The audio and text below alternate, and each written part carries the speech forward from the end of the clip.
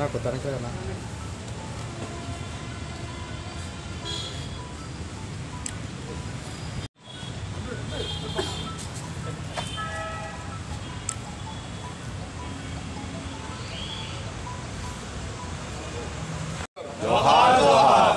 ఒకసారి వెనక్కి అందరూ పడతారు రండి.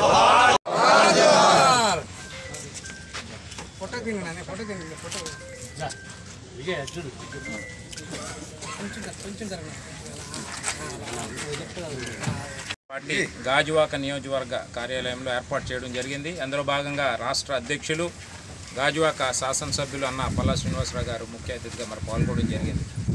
మరి అంబేద్కర్ గారి ఆలోచన విధానం ఈరోజు తెలుగుదేశం పార్టీ పుట్టకే అంబేద్కర్ గారి ఆలోచన విధానంతో తెలుగుదేశం పార్టీ పుట్టిందని సందర్భం మనం చేస్తూ ఉన్నాం. ఏదైతే అంబేద్కర్ గారు ఆ రోజు as per the Indian constitutional right, Babasaheb Ambedkar has given a constitutional right for every one in this country. It's a fundamental right. మన హక్కు, ప్రశ్నించే తత్వం, ఈరోజు స్వేచ్ఛగా తిరిగే ఆ హక్కుని ఇచ్చినటువంటి వ్యక్తి మరి బాబాసాహెబ్ అంబేద్కర్ గారు. మరి అలాంటి మహనీయుడి యొక్క పుట్టినరోజు మనం చేసుకోవడం, మరి అదేవిధంగా గత 5 సంవత్సరాల కాలంలో కూడా రాజారెడ్డి రాజ్యాంగం నడిచింది.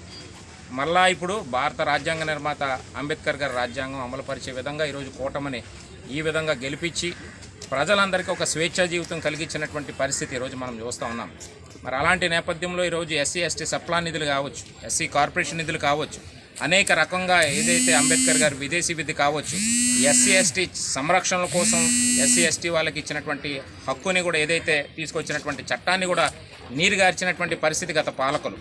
మరి ఈరోజు అలాంటి ఏమీ ఉండకూడదనే ఆలోచనతో ఈరోజు కూటమి మళ్ళా దళితులకి ఒక సముచితమైనటువంటి స్థానం కలిగించాలన్నటువంటి ఒక ఆలోచనతో మళ్ళీ ఈరోజు కూటమి ప్రభుత్వం ముందుకెళ్తూ ఉంది.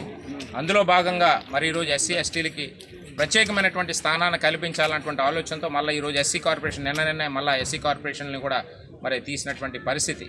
అలాంటి నేపథ్యంలో ఈరోజు కూటమి ప్రభుత్వం ఏదైతే దళితులకు అండగా ఉన్నటువంటి ఏకైక పార్టీ తెలుగుదేశం పార్టీ ఈ సందర్భం మనవి చేస్తూ, మరి అన్న పల్లా శ్రీనివాసరావు గారు మీ అందరికీ కూడా తెలుసు, దళితుల్ని అందరూ సమానంగా ఉండాలి, ఎస్సీ ఎస్టీ బీసీ మైనార్టీలు అని చెప్పి మరి గాజువాక శాసనసభ్యులుగా ఈరోజు 95,235 మెజార్టీ ఇచ్చాము అంటే అది అందరినీ హత్తుకొని అందరూ నాకు సమానలే అన్నటువంటి ఒక ఆలోచనతో ఆయన ముందుకెళ్తున్నటువంటి పరిస్థితి ఈరోజు మనం చూసాం.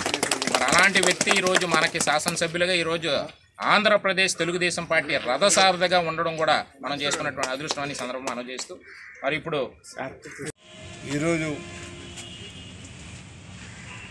బాబాసాహెబ్ అంబేద్కర్ గారు ఏదైతే రాజ్యాంగంలో పొందుపరిచారో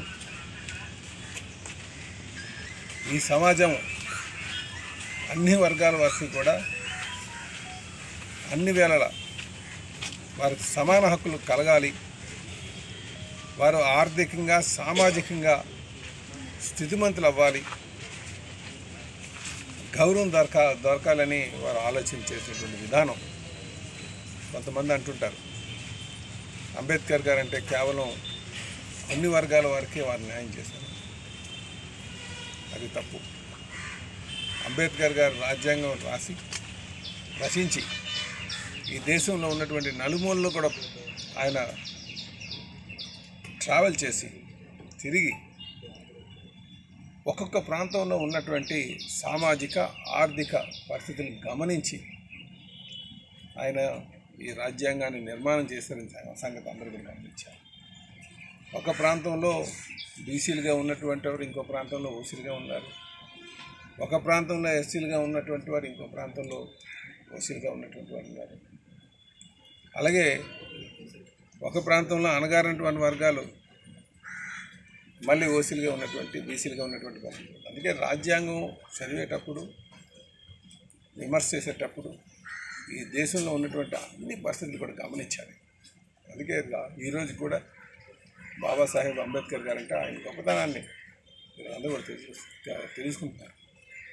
అలాగే ఆయన ఈ సమాజాన్ని మనం సమాజం స్థాపించాలంటే అది ఒక రాజ్యాంగం ద్వారా సాధ్యపడుతుందని ఆయన విశ్వసించారు.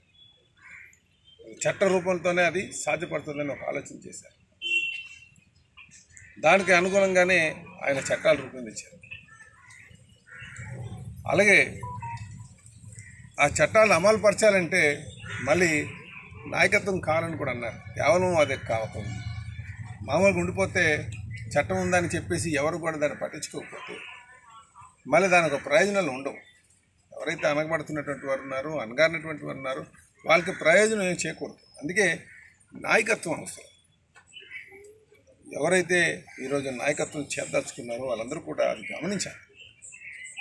ఆ లక్ష్యాలు పెట్టుకొని, ఆ ఉన్నతమైనటువంటి లక్ష్యాలు పెట్టుకుని, గొప్పవారు చేసినటువంటి ఉన్నతమైనటువంటి లక్ష్యాలు మనం పెట్టుకొని ముందుకు వెళ్ళాల్సినటువంటి అవసరం.